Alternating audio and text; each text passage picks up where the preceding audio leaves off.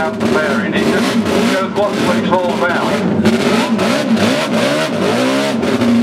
And this is a rare example.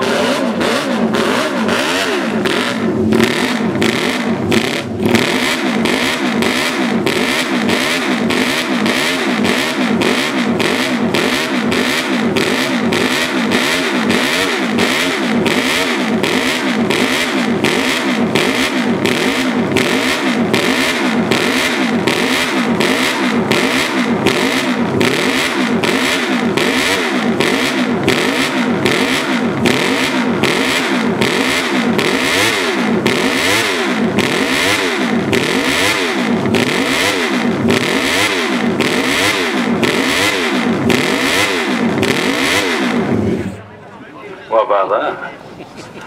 It's unbelievable. Right, ladies and gentlemen, you'll never have seen one of these before because there's never been one of these before.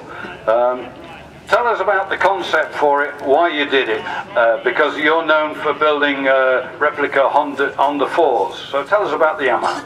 Yeah, this is a YX52 Yamaha that Yamaha was going to bring out in 1968, but in '69 they changed the homologation rules to twin-cylinder 250, and they were going to use this obviously to campaign against the Hondas. And so, what's this? So this looks to me like fairly standard TZ sort of issue, and then with their special 4-cylinder engine shoehorned in there. Yeah, it's a TR roller chassis with the FZR 250 engine, road engine. So obviously I haven't got the original engine that Yamaha was going to put in it in '68, but I have got the factory plans that Yamaha was going to produce this. This man, ladies and gentlemen, he's got 40 bikes and they're all just as immaculate as this. It's just like, I went to his place and there were 40-foot containers full of bikes. He's opening the door. I've got, oh, look at that McIntyre Masters, look at that. It's so exciting. And he now opens up his premises where all these bikes are on display. When do you open? It's open on Thursday from 10 till 6. It's free entry, but we do ask for a donation towards Road Rage and Leisure Charity. That's good. And whereabouts is your museum? It's in Oswald Street, Shropshire. So, there you go, ladies and gentlemen. If you want to see bikes that are just as immaculate as this, and loads of them. Now, I see you've got William Dunlop on the side there. When did William get to ride this then? He rode it around the town in Ballymoney, Northern Ireland, and I couldn't get him off it.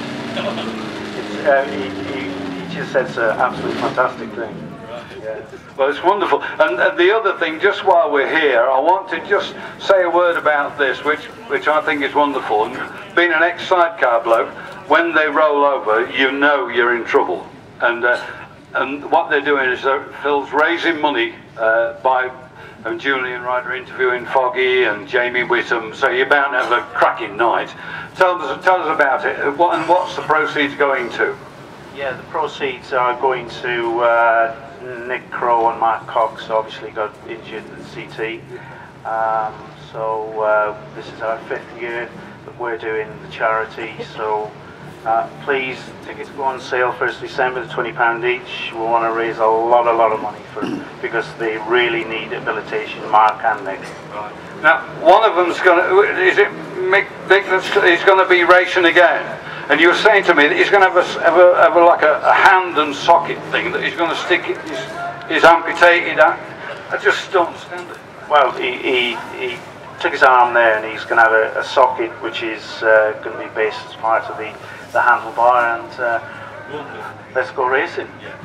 You've got to try and support people like that. So when you see these lads out in next year or the year after, just remember where it all came from and who helped them back to rehabilitation. So give yourself a great night out and go along and support this charity. And thank you very much for bringing these along. I understand, ladies and gentlemen, he won't be here tomorrow because he's taking his wife to a Cliff Richard concert. I didn't want to mention that. But I had to.